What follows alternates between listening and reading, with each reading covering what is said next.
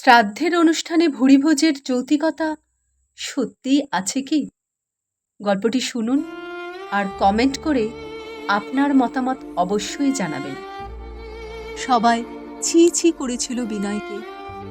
আত্মীয় স্বজন থেকে শুরু করে পাড়া প্রতিবেশী বন্ধু বান্ধব কেউ আর বাকি ছিল না।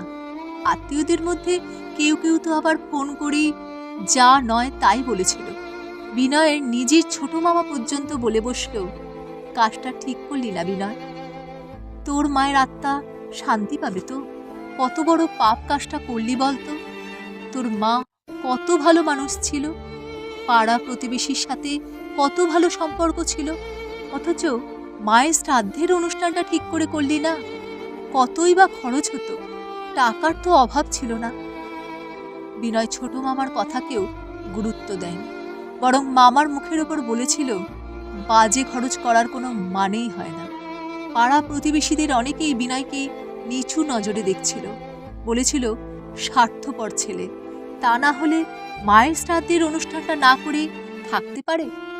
মানুষটা মরেও শান্তি পেল না, যাকে বলে হাড় কিপটে। সেদিন বিনয় কারুর কথাতে কর্ণপাত করেনি, নিজের যেটা ভালো মনে হয়েছে সেটাই করেছিল। আমাদের পাড়াতেই থাকতো বিনয়, বয়সে একটু বড় হলেও বন্ধুর মতোই মিশতাম আমরা। বিনয়ের বাবা যখন মারা গিয়েছিল তখন দেখেছিলাম ঘটা করে শ্রাদ্ধের অনুষ্ঠান করতে। পাড়া প্রতিবেশী থেকে শুরু করে আত্মীয় স্বজন, সে যেন এলাহি ব্যাপার। অনেকেই বলেছিল খুব কম বাড়িতেই আছে যারা শ্রাদ্ধের অনুষ্ঠানে এত আয়োজন করে, গ্রামের লোকের খাওয়া দাওয়ার কোনো ত্রুটি রাখেনি। কিন্তু বিনয়ের মা মারা যাওয়ার পর অনেকেই ভেবেছিল বিনয় সেই আগের মতো এলাহি আয়োজন করেই লোকজন খাওয়াবে। বিনয় কিন্তু তা করেনি, নিমন্ত্রণ করে একটা লোককেও খাওয়ায়নি। মায়ের পারলৌকিক ক্রিয়া সম্পন্ন করে যতটা নিয়ম না করলে নয় আর কি। পরের দিনই কলকাতার বাড়িতে ফিরে গিয়েছিল। যেদিন চলে গেল সেই দিন বিকেলে বাস স্ট্যান্ডে বিনয়ের সাথে আমার লাস্ট দেখা হয়েছিল। মুখে একটু হাসি রেখেই বলেছিল, আসি রে। তারপর থেকে বিনয়ের সাথে আমার আর দেখা হয়নি। তবে শুনেছি মায়ের শ্রাদ্ধে পাড়া প্রতিবেশীকে নিমন্ত্রণ না করে খাওয়ানোর দরুন বিনয় যতবারই গ্রামে এসেছে বিনয়কে কথা শোনাতে কেউ ছাড়েনি। মানুষের এই ধরনের আচরণ সত্যি মেনে নেওয়া যায় না। বিনয়ের বাবার শ্রাদ্ধের অনুষ্ঠানে অত আয়োজন করেও মানুষকে দেখেছি নিন্দা করতে। খাওয়া দাওয়া নিয়ে অনেক ভালো মানুষকেও তাদের ওপর থেকে দেখে ভালো বলে মনে হয় দেখেছিলাম বাজে মন্তব্য করতে। জানি না মানুষ এগুলো করে কি পায়। আমি বরাবরই শ্রাদ্ধ অনুষ্ঠানে গিয়ে কবজি ডুবিয়ে খাওয়ার বিরোধী। মৃত্যু যারই হোক সেটা সব সময় দুঃখজনক, আর সেই উপলক্ষে ভুরিভোজ মানা যায় না। তাই শ্রাদ্ধ বাড়িতে উপস্থিত হলেও মৃত ব্যক্তির উদ্দেশ্যে শ্রদ্ধা জ্ঞাপনটাই বোধহয় বড় কথা।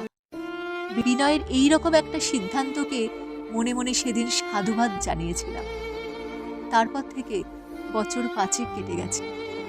সেদিন আমি কালীঘাট মন্দিরে পুজো দিতে গিয়েছিলাম। মায়ের মন্দিরের পুজো দিতে গিয়ে বেরিয়ে আসছি, দেখে একটা জায়গায় ভীষণ ভিড়। সামনে গিয়ে দেখি অনেক ভিখারিদের মাঝখানে বিনয়, পাশে রয়েছে বিনয়ের স্ত্রী।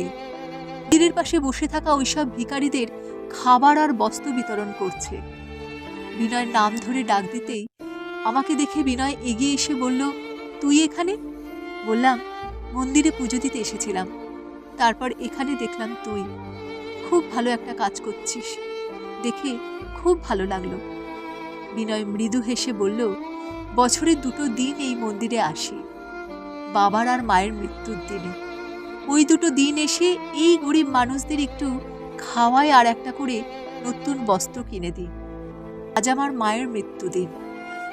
কথাগুলো শুনতে শুনতেই মনে পড়ে গেল 5 বছর আগেকার কথা। মায়ের শ্রাদ্ধের গ্রামের মানুষকে খাওয়ায়নি বলে কত কথাই না শুনতে হয়েছিল বিনয়কে।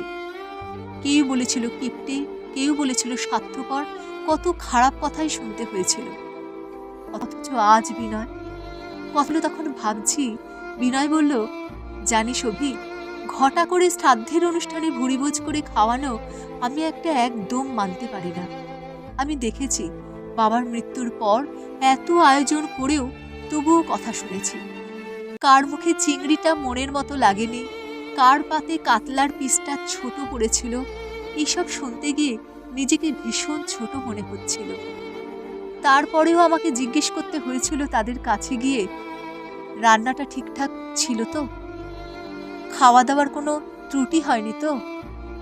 জানি না মৃত্যু উপলক্ষে খাওয়ানোর এই রীতিটা কতটা যুক্তিযুক্ত। নিজের মনকে প্রশ্ন করে উত্তর পাইনি।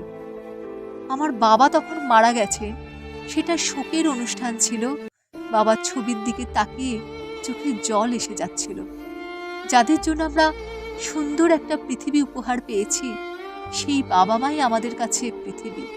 তাই পৃথিবীর কাছে আমরা আজ জীবন ঋণী। তুই বলতো, শ্রাদ্ধ অনুষ্ঠান উপলক্ষে ভুরিভোজ করে ঋণ শোধ করা যায় কি? মায়ের সাথে কাউকে না খাওয়ানোর জন্য হয়তো গ্রামের লোকের কাছে সেদিন খারাপ হয়েছে, কিন্তু আমি মনে করি শোক শ্রদ্ধা সবটুকুই ভিতরকার ব্যাপার। প্রতি বছর এইভাবেই ঋণ মাতৃঋণ একটু একটু করে শোধ করার চেষ্টা করব। বাবা মায়ের ঋণ তো কখনোই শোধ হয় না। তবুও তাদের আত্মার শান্তির জন্য আমার এই সামান্য প্রচেষ্টা মাত্র। বিনয়ের এমন কাজ দেখে আমি প্রশংসার কোনো ভাষা খুঁজে পাইনি। কি যে বলবো সেটাই ভাবছিলাম। বাবা মায়ের ঋণ সত্যিই শোধ করা যায় না। বাবা মায়ের আত্মার শান্তির কামনার জন্য বিনয়ের এমন উদ্যোগকে সাধুবাদ জানালেই হবে না, বরং সেটা আধুনিক মানসিকতার পরিচয়ও বটে। অন্তর থেকে শ্রদ্ধা জানালাম বিনয়কে। কলমে সরজিৎ ঘোষ, কণ্ঠে তমালি।